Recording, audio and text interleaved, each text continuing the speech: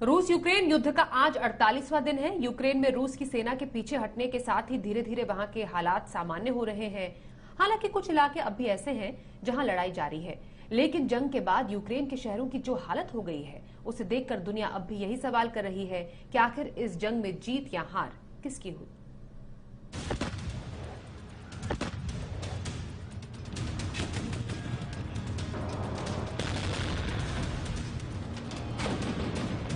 रूस यूक्रेन युद्ध में अब तक जो जंग कीव के लिए चल रही थी वो बीते कुछ दिनों से कीव से दूर जा चुकी है।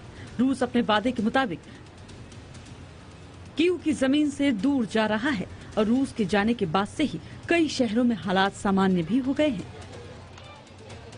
हालांकि धमाकों का ये धुआं जैसे जैसे छट रहा है, यूक्रेन के शहरों की असली तस्वीर सामने आ रही है और इन तस्वीरों में सिर्फ और सिर्फ तबाही ही दिखाई दे रही है। मरियुपोल की ये तस्वीरें देखिए, ये बता रही हैं कि युद्ध ने शहर का क्या हाल कर दिया है। ये शहर जहां कभी लोगों की भीड़ हुआ करती थी, अब केवल एक खंडहर बनकर रह गया है। हालांकि यूक्रेनी सेना अब यहां हालात दोबारा सामान्य करने की कोशिश कर रही है। ये मरियुपोल का वो थिएटर है जो अब रूस यूक्रेन युद्ध की एक बहुत बड़ी निशानी बनकर रह गया है। मरियुपोल के मेयर ने दावा किया था कि 25 मार्च की रात रूस ने इस थिएटर पर मिसाइल दागी थी और इस हमले में 300 लोगों की मौत हो गई थी जो इसे बंकर की तरह इस्तेमाल कर रहे थे। यूक्रेन के मुताबिक अब तक अकेले मरियुपोल से ही 1,70,000 लोग पलायन कर चुके हैं और मरियुपोल के आसपास तो आज भी जंग जारी है। हाल ही में यूक्रेन के राष्ट्रपति जेलेंस्की ने दावा किया था कि रूस अब पूर्वी यूक्रेन पर हमला कर रहा है और जेलेंस्की का ये दावा इन तस्वीरों को देखकर सही भी लग रहा है।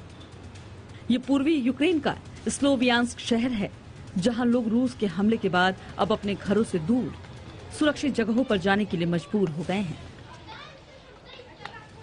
यूक्रेन के दक्षिणी हिस्सों से अब रूस की सेना पीछे हट गई है, लेकिन क्या सचमुच उसका निशाना पूर्वी यूक्रेन है? और अगर ऐसा है तो समझिए कि तबाही की कई और तस्वीर आना अभी बाकी है। ब्यूरो रिपोर्ट, जी मीडिया।